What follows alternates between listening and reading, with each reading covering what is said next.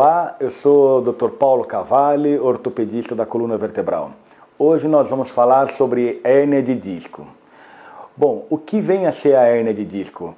Várias pessoas comentam que conhecem alguém ou que tem algum tipo de sintoma e quer saber o que realmente significa a hérnia de disco. A hérnia de disco é uma ocorrência, é uma doença em que ocorre uma ruptura do disco intervertebral e essa ruptura do disco ou uma fissura, ela vai comprimir alguma estrutura neural. Pode comprimir a medula na região do canal central ou pode comprimir as raízes nervosas na emergência de cada nível. Então, essa estrutura do disco que se rompeu e que comprime uma determinada estrutura neural vai desencadear um tipo de dor que é bem específico da hérnia de disco, que normalmente é uma dor relacionada ao nível de compressão daquela raiz. Então, como exemplo, uma hérnia na região lombar.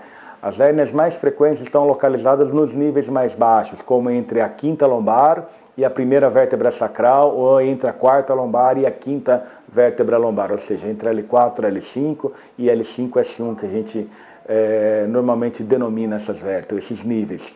E aí, comprimindo essas raízes, normalmente o paciente tem uma dor localizada na região lombar e que se irradia para o trajeto do nervo em que está sendo comprimido. Nesses últimos níveis, o nervo mais comumente afetado é o nervo ciático.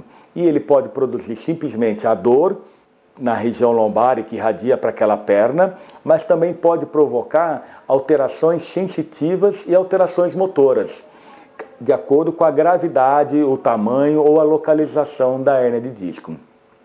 A grande maioria desses pacientes devem ser submetidos à avaliação clínica do médico especialista, avaliando a história clínica, os exames subsidiários de imagem, através de radiografias, de tomografias ou ressonância magnética, e após a determinação de confirmação do diagnóstico da hérnia, do tipo, da localização e do tamanho, indicar o tratamento adequado. A grande maioria dos pacientes com hérnia de disco se trata clinicamente, conservadoramente. Mais de 90% desses pacientes com o tratamento através de orientações, através de medicamentos, através de terapias, de analgesia, de fortalecimentos musculares, de orientações de fortalecimento e de estabilização da musculatura da região lombar e pélvica, dos músculos abdominais, dos músculos lombares extensores, alongamentos dessas musculaturas, ou seja, fazendo uma reabilitação musculo-ligamentar, uma correção postural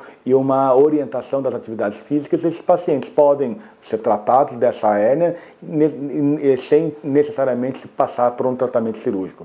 Em casos muito específicos em que há um comprometimento neurológico, não no caso de dor, mas que haja um comprometimento da função sensitiva e principalmente quando há uma perda ou uma diminuição da força muscular, aí pode-se pensar em indicar o tratamento cirúrgico se ele não responder bem ao tratamento clínico.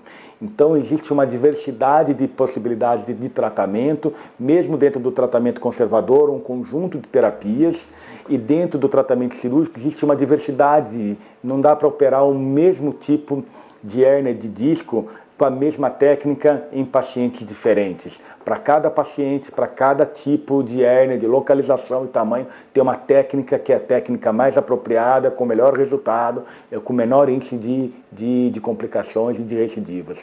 Então, essas informações são muito importantes para que se tome uma decisão e que se conheça bem sobre o assunto.